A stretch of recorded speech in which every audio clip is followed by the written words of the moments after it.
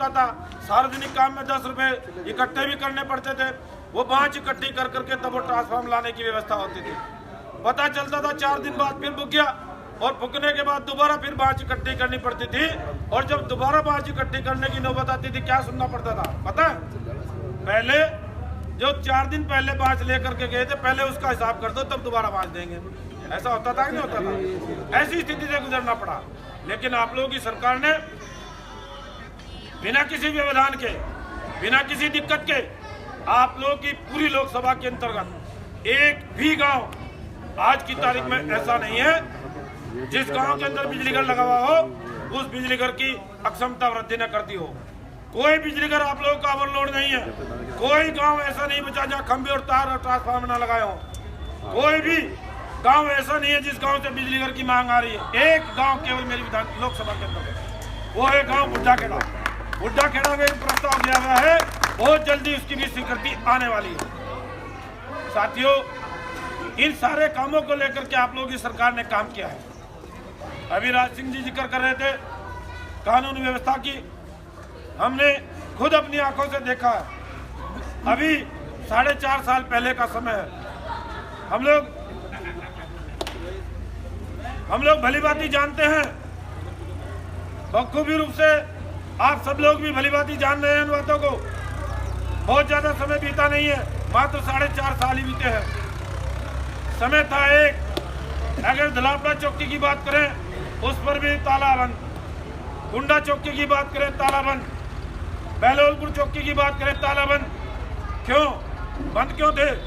कारण उसका कि अपराधी अपने अपराध को पता नहीं चलता था किस समय अंजाम देने का काम कर रहे, किस समय बड़ी घटना को अंजाम देने का काम कर दें।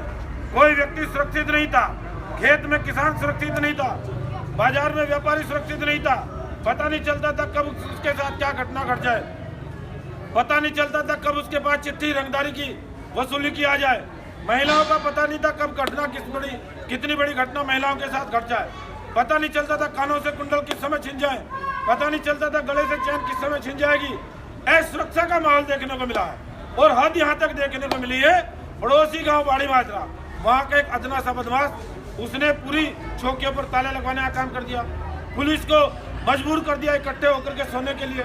ऐसे हालातों से हम लोगों ने गुजरना पड़ा। बदमाश आगे आगे भाग रहा, पीछे पुलिस लगी। बदमाश नोट फेंकता हुआ बाजार में से निकल गया, आगे निकल गया, लोग बीच में आगे व्यवधान डल गया, बदमाश आगे निकल गया। उन सब चीजों से बाहर निकालने का अवसर अगर मिला है आप लोगों की भारतीय जनता पार्टी की सरकार के समय में मिला है। ऐसा माहौल हम लोगों ने बना करके रखना है। इस माहौल को हमें अपने मन में बैठा करके चलने का काम करना है और फिर से उत्तर प्रदेश में आप लोगों की सरकार बन जाए।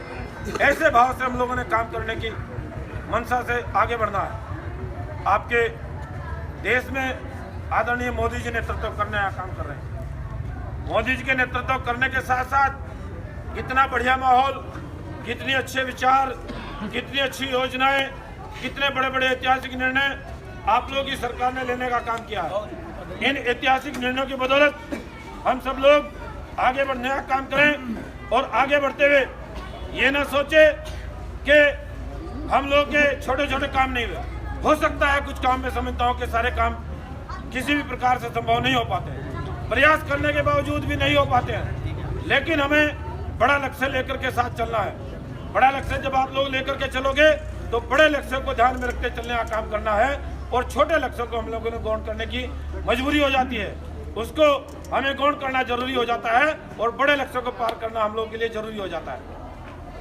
आदरणीय हमारे देश के प्रधानमंत्री मोदी जी ने धारा 370 का विषय जब भी सामने आता था, जब भी चुनाव होते थे, ये विषय जरूर सामने आता था कि धारा 370 हटेगी कि नहीं हटेगी, राम मंदिर का मसला हटेगा कि नहीं हटेगा, हल होगा कि नहीं हल होगा।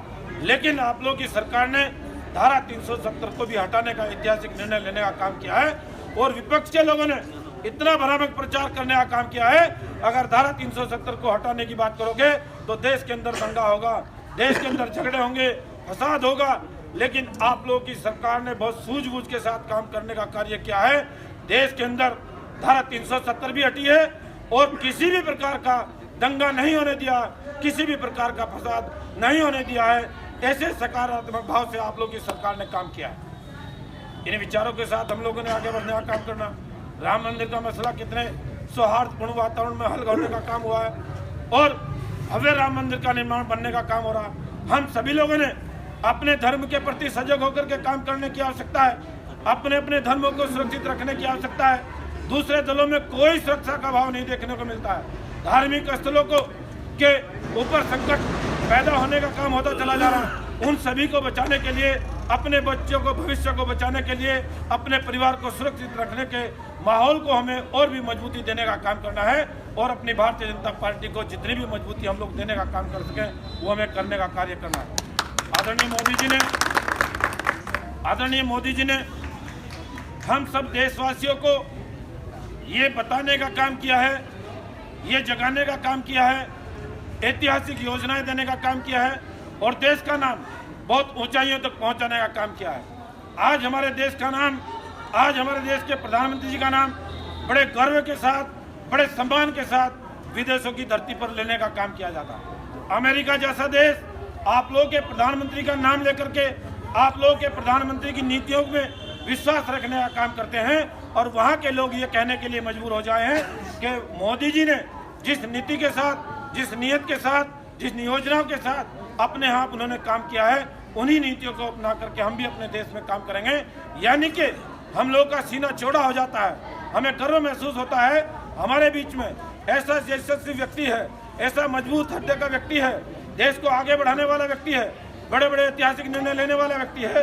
उस ऐसे व्यक्तित्व का नाम लेकर के वो अपने देश में वोट मांगने की बात करते हैं, वो हमारे देश के प्रधानमंत्री का नाम लेकर के अपने यहाँ भी उसी प्रकार की नीतियों लागू करने की बात करते हैं। इसलिए हमारा सीना चौड़ा हो जाता है।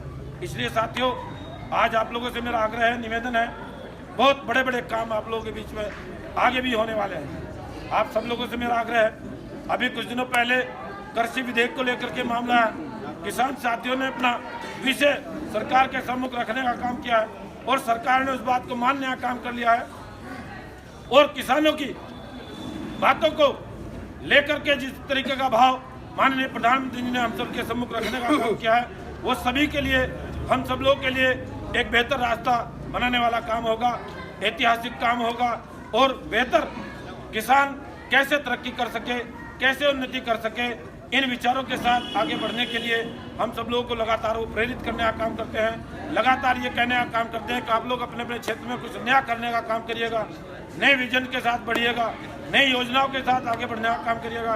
पैसे की सरकार की तरफ से ये कहना है कि हमारे पास किसी प्रकार के पैसे की कोई कमी नहीं है। लगातार बेहतर से बेहतर सड़कें हों, रेल व्यवस्थाएं सही हो, कानून व्यवस्था सही हो, सड़कें हमारी बेहतर हों, इसी उद्देश्य को लेकर के हम लोग आप लोगों के बीच में आ रहे हैं। और एक बड़ी समस्या जो हमारे यहाँ की बनी हुई थी, हमारा लखनऊ से लेकर के दौलतपुर तक जाने वाला रास्ता जो लगभग 3-3.5 मीटर का रास्ता है, वो भी बहुत बुरी हालत में है।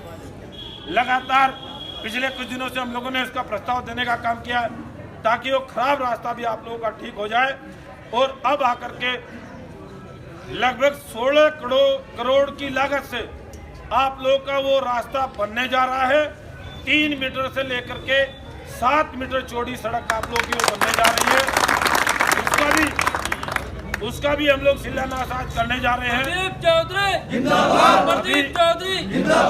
अभी यहाँ के बाद लखनऊ पहुँचना है और उस कार्यक्रम के अवसर पर भी आप लोगों की उपस्थिति बहुत जरूरी मैं समझता हूँ। उसके बाद जो हमारा सीमा का क्षेत्र है, उत्तर प्रदेश की सीमा में हम लोग एक स्वागत द्वार बनवाने जा रहे हैं, जो अभी उसका भी शिलान्यास होगा, जो आगे आने वाले कुछ समय में बनकर के तैयार होगा। यानी कि आप लोगों की सीमा पर एक भव्य गेट का निर्माण होने का काम होगा। आप सभी लोगों से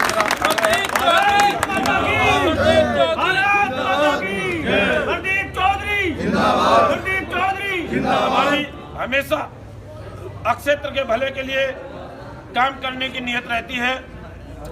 नीति, नियत और नैतिकता, ये तीनों चारों चीजें काम करते समय सामाजिक क्षेत्र हो या राजनीतिक क्षेत्र हो, इनमें जरूरत होती है। इन चीज़ों को ही हम लोग अच्छी तरीके से, भलीभांति तरीके से समझते हुए चलने का काम करते हैं। और मैं समझता हूं कि जिस प्रकार का अपार सहयोग और समर्थन लगातार आप लोगों का हमें मिलता रहा है, उसके लिए हम आप लोगों के हमेशा हृदय से अभिनंदन करते हैं हृदय से आप लोगों का धन्यवाद करते हैं। लगभग 20-22 साल का कार्यकाल मेरा भी हो गया। इसी प्रकार से लगभग 15-20 सालों का कार्यकाल आप लोगों ने पिताजी को देने का काम किया। 5 बार चुनाव आप लोगों ने उनको लड़ाए, 3 बार विधानसभा के चुनाव जिताने का काम किया। लेकिन 10 चुनाव के बाद कोई भी चुनाव ऐसा नहीं रहा जिसमें 6-7 चुनाव तो हम लोग जीत करके आए हैं, लेकिन 3-4 चुनाव जो हमारे लूज करने वाले यानी कि हारने वाले भी रहे हैं, कभी भी आप लोगों का हमारे से दूर हटने का भाव कभी नहीं रहा है। अगर हार भी हमारी हुई है वो भी सम्मानजनक वोट दे करके आप लोगों ने हमें सम्मानजनक स्थिति में बना करके रखने का काम किया है। हम आप लोगों के हमेशा हृदय से अभिनंदन करते रहेंगे और आप लोगों के बीच में इसी प्रकार से जन सेवा भाव से आप लोगों के बीच में रहते हुए आप लोगों के मान सम्मान की लड़ाई लड़ने का काम करते रहेंगे। किसी भी प्रकार की कमी नहीं लगने देंगे। इन्हीं शब्दों के साथ आप लोग का बहुत बहुत धन्यवाद।